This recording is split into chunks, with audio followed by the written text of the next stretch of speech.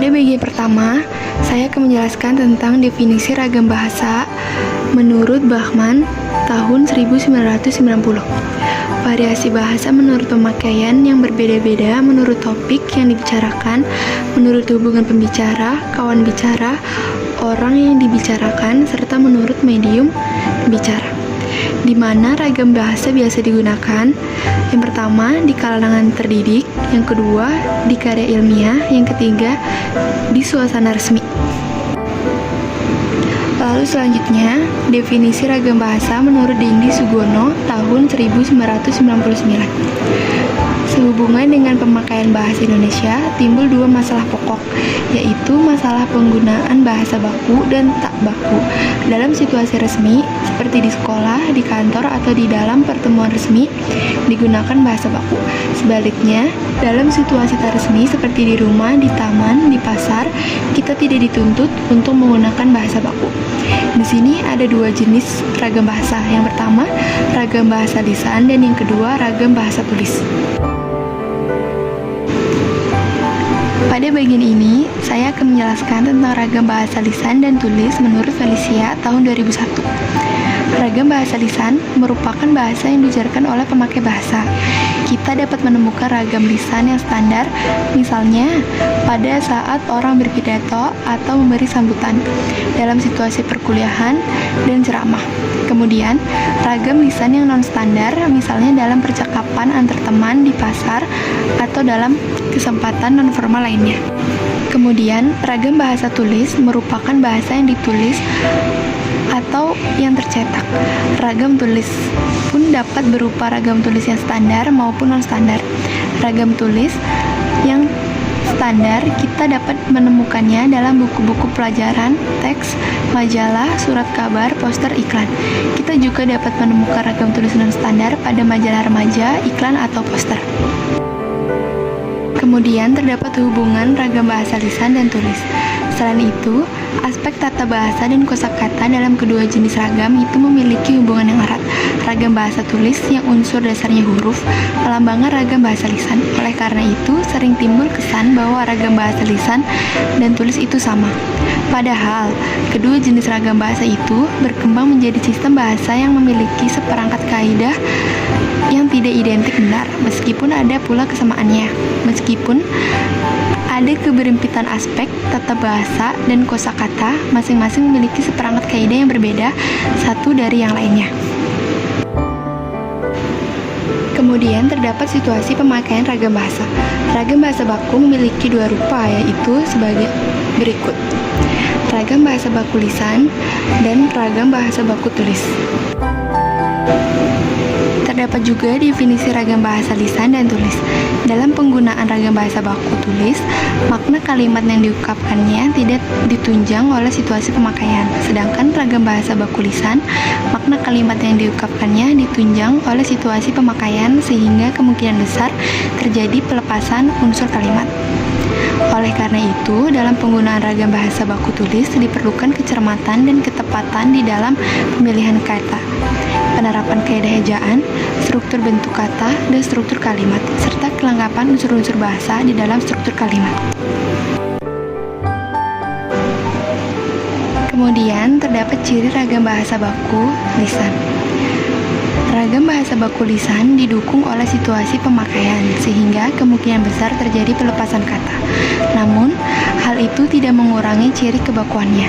Walaupun demikian, ketepatan dalam pilihan kata dan bentuk kata serta kelengkapan unsur-unsur struktur kalimat tidak menjadi ciri kebakuan dalam ragam baku lisan. Karena situasi dan kondisi pembicaraan menjadi pendukung di dalam memahami makna gagasan yang disampaikan secara lisan. Lalu, perbedaan ciri ragam bahasa baku lisan dan tulis. Pembicaraan lisan dalam situasi formal berbeda tuntutan kaidah kebakuannya dengan pembicaraan lisan dalam situasi tidak formal atau santai. Jika ragam bahasa lisan dituliskan, ragam bahasa itu tidak dapat disebut sebagai ragam tulis, tetapi tetap disebut sebagai ragam bahasa lisan. Hanya saja diwujudkan dalam bentuk tulis. Oleh karena itu, bahasa yang dilihat Dari ciri-cirinya tidak menunjukkan ciri-ciri ragam tulis, walaupun direalisasikan dalam bentuk tulis. Ragam bahasa serupa tidak dapat dikatakan sebagai ragam tulis. Lalu pada bagian ini, saya akan memberikan contoh perbedaan lisan dan tulis pada tata bahasa dan kosakata. Yang pertama, tata bahasa lisan. Contoh pertama, Nia sedang membaca surat kabar. Contoh kedua, Ari mau nulis surat. Contoh ketiga, tapi kau tak boleh nolak lamaran itu. Contoh keempat, mereka tinggal di Menteng. Contoh kelima, jalan layang itu untuk mengatasi kemacetan lalu lintas. Contoh keenam, saya akan tanyakan soal itu. Lalu pada tata bahasa tulis. Contoh pertama, dia sedang membaca surat kabar. Contoh kedua, Ari mau menulis surat. Contoh ketiga, namun engkau tidak boleh menolak lamaran itu. Contoh keempat, mereka bertempat tinggal di Menteng. Contoh kelima, jalan layang itu dibangun untuk mengatasi kemacetan lalu lintas. Contoh keenam, akan saya tanyakan soal itu. Dan contoh perbedaan lisan dan tulis pada kosakata lisan. Contoh pertama, Ariana bilang kalau kita harus belajar. Contoh kedua, kita harus bikin karya tulis. Contoh ketiga, rasanya masih terlalu pagi buat saya, Pak. Kemudian, pada kosakata tulis. Contoh pertama, Ariana mengatakan bahwa kita harus belajar. Contoh kedua, kita harus membuat karya tulis. Contoh ketiga, rasanya masih terlalu muda bagi saya, Pak. Lalu terdapat 3 jenis tata bahasa dan kosakata. Yang pertama, ragam standar. Yang kedua, ragam non-standar. Yang ketiga, ragam semi-standar. Kemudian, terdapat definisi ragam standar menurut Alwi tahun 1998. Bahasa ragam standar memiliki sifat kemantapan berupa kaidah dan aturan tetap. Akan tetapi, kemantapan itu tidak bersifat kaku. Ragam standar tetap luas sehingga memungkinkan perubahan di bidang kosakata, peristilahan, serta mengizinkan perkembangan berbagai jenis laras yang diperlukan dalam kehidupan modern. Kemudian, ada pembeda antara ragam standar, non-standar, dan semi-standar yang dilakukan berdasarkan yang pertama, topik yang sedang dibahas. Yang kedua, hubungan antar pembicara. Yang ketiga, medium yang digunakan. Yang keempat, lingkungan. Yang kelima, situasi saat pembicara terjadi. Kemudian, ada ciri yang membedakan antara ragam standar, semi-standar, dan non-standar. Ciri yang pertama, penggunaan kata sapaan dan kata ganti. Ciri kedua, penggunaan kata tertentu. Ciri ketiga, penggunaan imbuhan. Ciri keempat, penggunaan kata sambung atau konjungsi. Ciri kelima, penggunaan fungsi yang lengkap. Kemudian, saya akan menjelaskan tentang laras bahasa. Pada saat digunakan sebagai alat komunikasi, bahasa masuk dalam berbagai laras, sesuai dengan fungsi pemakaiannya. Jadi, laras bahasa adalah kesesuaian antara bahasa dan pemakaiannya. Dalam hal ini, kita mengenal iklan, laras ilmiah populer, laras ilmiah feature, laras komik, laras sastra yang masih dapat dibagi atas laras cerpen, laras puisi, laras novel, dan sebagainya. Setiap laras memiliki cirinya sendiri dan memiliki gayanya tersendiri. Setiap laras dapat disampaikan secara lisan atau tulis dan dalam bentuk standar, semi-standar, atau non-standar. Laras bahasa yang akan kita bahas dalam kesempatan ini adalah laras ilmiah. Seperti yang sudah saya sampaikan di slide sebelumnya, di sini saya akan menjelaskan tentang laras ilmiah menurut Susono tahun 1981. Dalam uraian tersebut dikatakan bahwa setiap laras dapat disampaikan dalam ragam standar, semi-standar, atau non-standar. Akan tetapi, tidak demikian halnya dengan laras ilmiah. Laras ilmiah harus selalu menggunakan ragam standar. Karena sebuah karya tulis ilmiah merupakan hasil rangkaian gagasan yang merupakan hasil pemikiran, fakta, peristiwa, gejala, dan pendapat. Jadi, seorang penulis karya ilmiah menyusun kembali berbagai bahan informasi menjadi sebuah karangan yang utuh. Oleh sebab itu, penyusun atau pembuat karya ilmiah tidak disebut sebagai pengarang, melainkan disebut sebagai penulis. Lalu pada laras ilmiah terdapat realitas dan fakta.